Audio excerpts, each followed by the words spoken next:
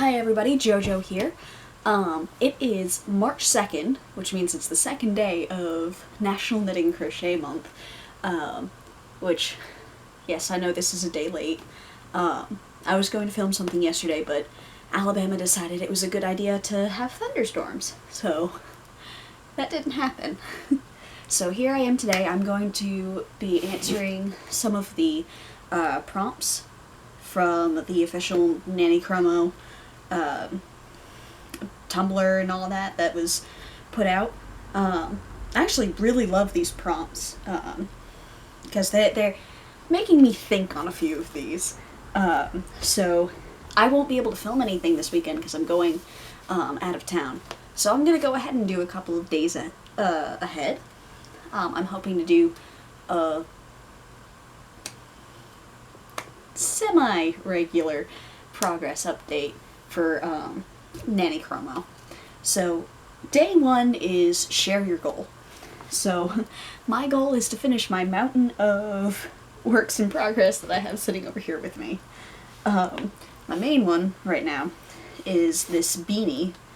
I have this absolutely gorgeous merino wool that I have. This is actually my first time working with merino wool, and I love it. It's so soft, and it's knitting up really nicely. I did a knit one purl one rib for the brim, and I'm doing the linen stitch, which makes the pattern look so cool.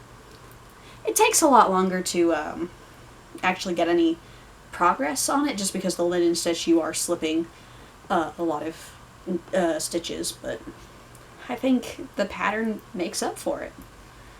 And so that's hopefully going to be done maybe a week and a half. It all depends on how tired I am after work. And then this is sort of a when I feel like paying attention to a project. These are going to be thigh-high socks, actually. Dark blue, light blue, and white striped, going through that, which I'm actually really excited to see how these turn out. I love thigh-high socks, and this is actually my first time making socks, so we'll see how this goes. We'll definitely see how this goes. So I'll put that over there. And then I have these, which are going to be fingerless gloves for a friend's gift. And I'm doing little fleur-de-lis in them, which right now they don't look much like fleur-de-lis, so I'm having to rework some of it. The friend, she really likes fleur-de-lis, so I figured this would be a nice personalization of a gift for her. I'm having issues tonight. Everything's been coming unraveled. Just gonna roll this up. I have a very small space to work with. This is a temporary living space. This is actually my closet right here.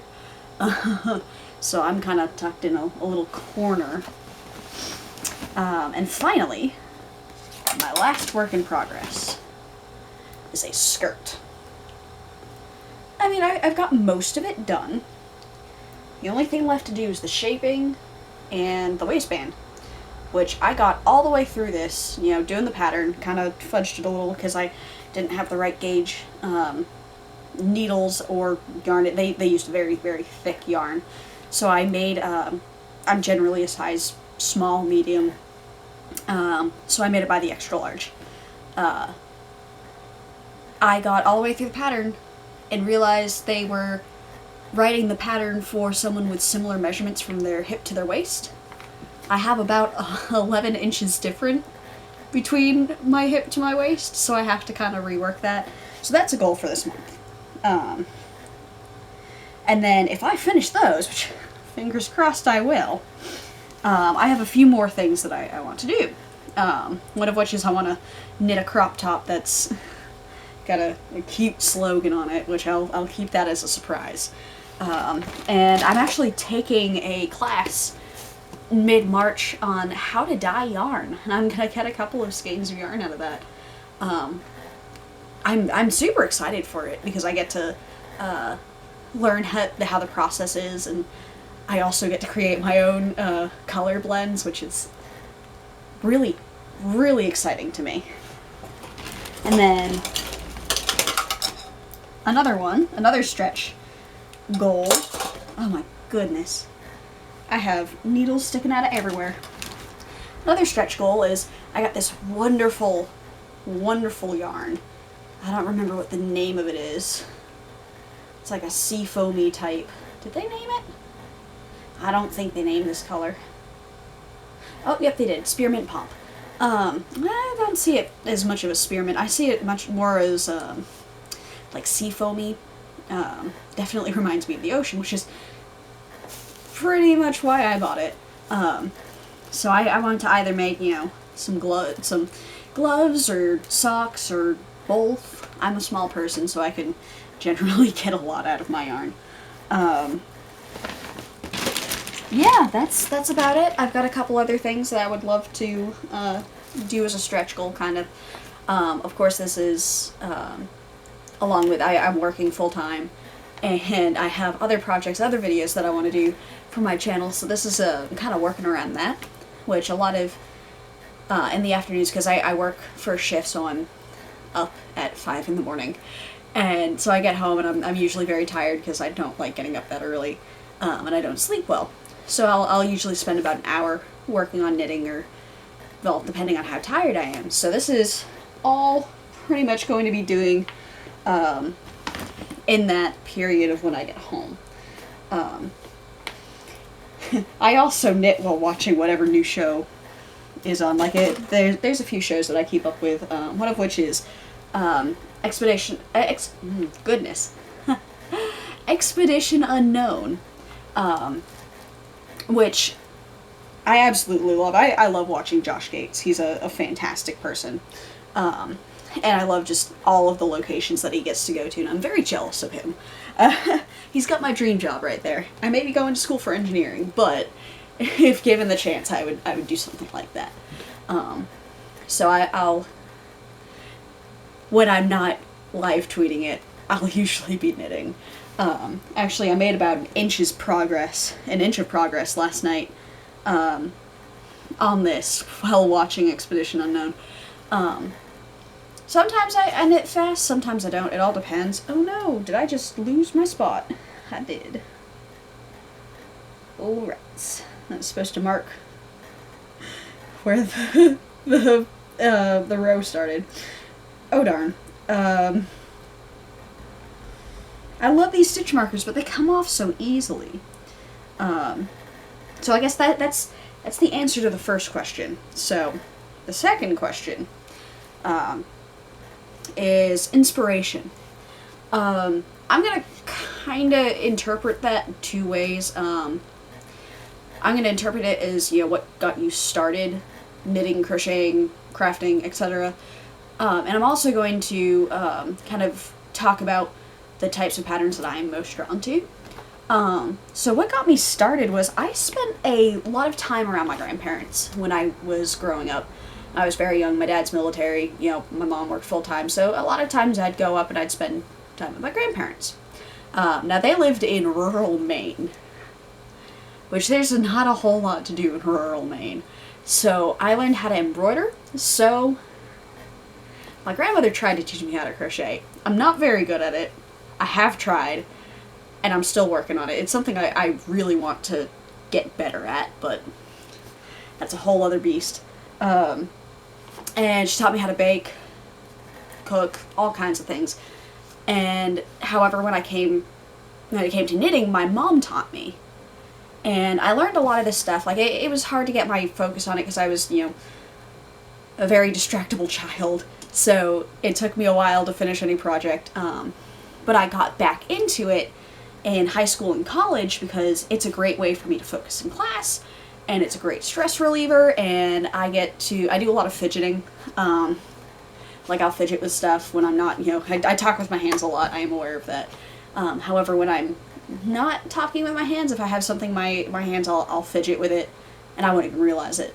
So this is a way to just kind of take all that nervous energy and put it into something creative and productive. That, and it's a great way for me to focus in class. Like, I'll actually bring knitting to lectures and stuff. And I'm at the point where I really don't have to look at it if it's a simple pattern. If it's complex, I won't bring it with me. That'll be kept for when I'm on the weekends, or have more free time, or can actually like look at the pattern and count out my stitches. But if it's a simple straight pattern like a hat or something like that, I don't even have to look at it. Like, I'll usually keep it under the desk so I don't distract people. And I'll just, go along with it. Which, let me tell you, when you're in STEM classes and you pull out knitting, you will get looks. You will get a lot of looks. Which I've kind of gotten used to, and I've had people come up to me after class and be like, what were you doing? What was that? That's so crazy. Which, y'all, it's knitting. It's not anything spectacular, but, and then the types of stuff that I'm drawn to is like fantasy things. Like, I'm looking at doing a dragon wing shawl at some point. I'm not sure how to approach it, but it's absolutely gorgeous. I also like weirder patterns, and I really like those patterns where there's like the Fair Isle patterns with swear words knit into them. I just think it's really funny because it looks so innocent at first, and then it's, oh, there's a cuss word. But that's just my sense of humor. Okay, that's enough for that question. Day 3 is, how did you learn your craft?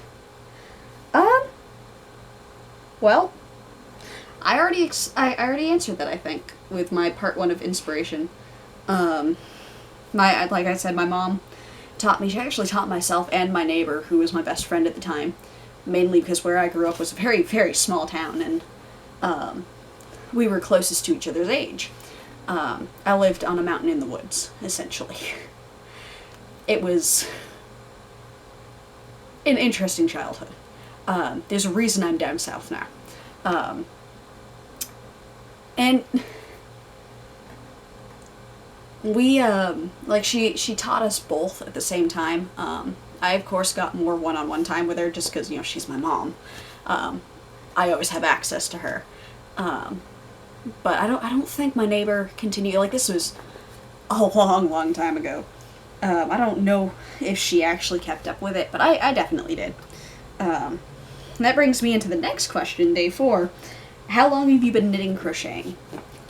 I've been knitting probably for about 14, 15 years. I learned when I was really young. I've been sewing for the same amount of time. Crocheting, my grandmother, like I said, my grandmother tried to teach me. I'm not good at it. I am still trying. Yeah. No, not much else I can say about that question. Day 5. Any crafting heroes? Anyone who does Fair Isle. It's gorgeous, but how do you have the patience to switch colors that often? Like, y'all are truly amazing. Okay. Day 6. Favorite books / designers?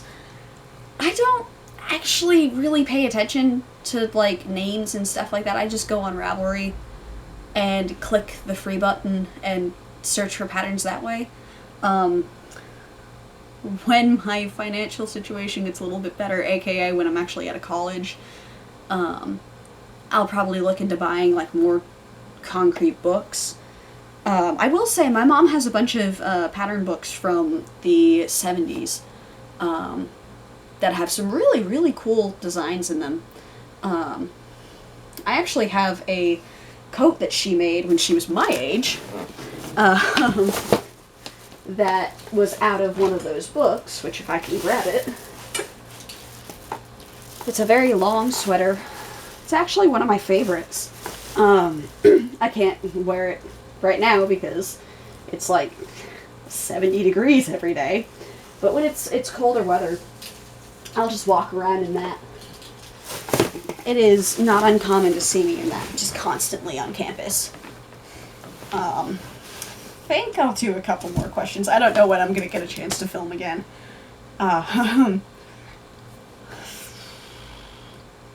actually, no, day 7 is share your progress. So I think this is a good stopping point. And I will continue, like, I'm hoping to do, like, weekly vlogs. Getting home from work, I don't exactly have a whole lot of energy afterwards. I'm an engineering student interning at a manufacturing plant, and they have us running around quite a bit. So usually when I get home in the afternoons, I'm dead tired. So, depending on how that goes and with my other filming schedules and whatnot. Yeah, and this weekend I'm going to be out of town, so that puts a large dent in my time that I can film and all that. But I'm hoping to start doing a weekly thing. So, happy National Knitting Crochet Month. I'm looking forward to this. I'm hoping this will actually, like, get me kick-started on a lot of my whips. Like this, I've been doing this since summer. I think I started this in July of 2016. I think I spilled some tea on the yarn. It wouldn't surprise me. I drink tea whenever, just because, why not? It's good. I mean, I have quite the collection too, so, you know, I usually don't mind drinking hot things when the weather is hot. I'm not sure why, but, you know, I'll usually be getting hot chocolate and stuff, and tea and coffee in the winter time, or, well, pretty much year-round. I meant to say summertime. I'm filming this later than I wanted to, so I'm a little bit tired. So at that point, on that note, I'm going to stop this. I'm going to say thank you for watching, and if you are participating in Naknicromo, best of luck to you. I believe in you. You can hit all of your goals, and if you're not, that's awesome. Keep on keeping on, and be you, do you, be awesome, and good night.